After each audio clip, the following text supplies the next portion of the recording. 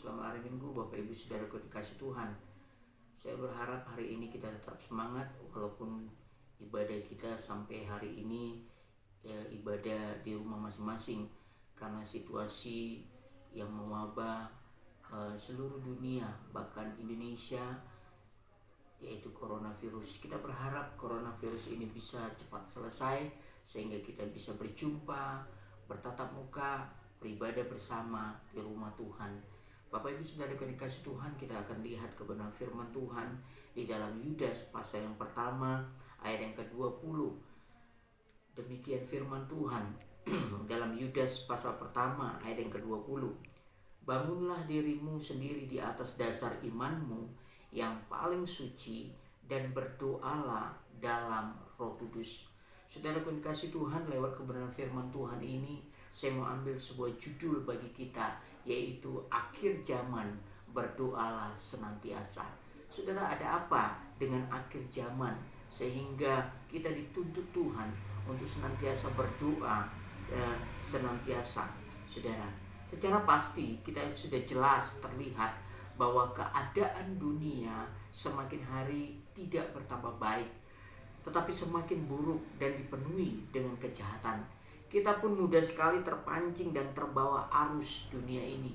Kalau kita bandingkan dalam firman Tuhan Efesus pasal ke-5 ayat 17, dikatakan janganlah kamu bodoh, tetapi usahakanlah supaya kamu mengerti kehendak Tuhan. Mana yang baik, mana yang merupakan kehendak Tuhan, supaya di hari-hari dalam situasi ini kita mengerti apa yang terjadi sebenarnya, apa yang mau Tuhan lakukan saat ini. Oleh sebab itu saudara, kata berdoa di sini menekankan pada hubungan kita terhadap Tuhan. Bagi orang percaya, doa itu adalah napas hidup.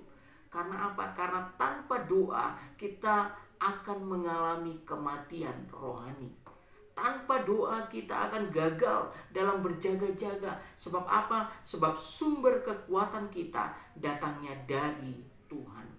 Datangnya hanya dari Tuhan. Tidak ada lagi jawaban di dunia ini. Kita tidak bisa mencari jawaban di tempat lain. Jawabannya hanya dari Tuhan. Oleh sebab itu saudaraku yang dikasih Tuhan, seringkali kita tekun berdoa hanya saat meminta sesuatu kepadanya, dengan menyodorkan segudang kebutuhan, atau saat berada di dalam masalah. Namun ketika segala sesuatunya berjalan dengan baik dan lancar, kita malas dan ogah-ogahan untuk berdoa. Kita lalai ketika kita merasa diberkati. Kita sangat-sangat tidak memperdulikan lagi doa ketika kita sudah dicukupkan semua. Oleh sebab itu saudaraku yang dikasih Tuhan, berhati-hatilah. Ada banyak orang Kristen mengalami kejatuhan bukan dari banyaknya masalah yang dialami, tetapi justru saat mereka sedang diberkati dan segala sesuatunya baik. Karena apa? Karena merasa aman dalam segala hal, sehingga akhirnya lengah, akhirnya kita lalai.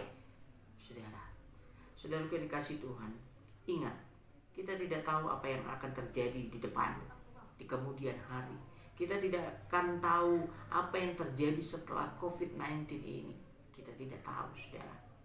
Oleh sebab itu 1 Petrus pasal 5 ayat 8 dikatakan, lawanmu iblis berjalan keliling sama seperti singa yang mengaum-ngaum dan mencari orang yang dapat ditelannya. Artinya saudaraku, bahaya selalu ada di sekeliling kita. Kita nggak mengerti maksud ini semuanya. Banyak teolog-teolog mengkaitkan ini dengan kedatangan Kristus. Kita tidak tahu, saudara. Oleh sebab itu saudaraku, tidak ada jalan lain selain waspada, berjaga-jaga, dan berdoa. Biarlah hari ini kita jadikan sebagai hari untuk merefleksikan diri kita dan merenungkan segala kasih dan kebaikan Tuhan dalam hidup ini, seperti yang dilakukan oleh Samuel. Kalau kita baca di dalam 1 Samuel pasal 7 ayat 12, apa yang dilakukan Samuel? Samuel mendirikan suatu batu peringatan. Samuel berhenti dan mendirikan suatu batu peringatan dengan menamainya Ebenezer. Sampai di sini Tuhan menolong kita. Kita harus tetap berkata dan bersyukur kepada Tuhan. Kalau kita bisa hari ini sehat, kalau kita bisa hari ini beraktivitas, kita harus bisa berkata, Ebenezer, sampai di sini Tuhan menolong. Oleh sebab itu, karena pertolongan Tuhan, hanya pertolongan Tuhan semata, kita dapat melewati hari-hari kita. Tuhan tidak pernah membiarkan dan meninggalkan kita.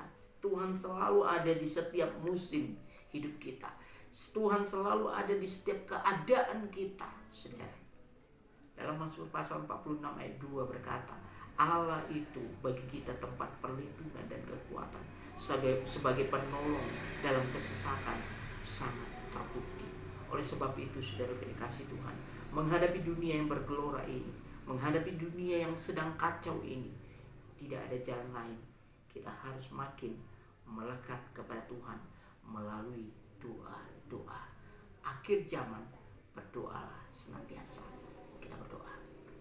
Bapa dalam surga, kami bersyukur dan berterima kasih buat anugerah-Mu. Kalau kami boleh ada sampai hari ini, kalau kami boleh sehat sampai hari ini Tuhan, ini semuanya karena anugerah Tuhan yang luar biasa. Di situasi COVID-19 ini Tuhan, kami masih beribadah di rumah kami masing-masing.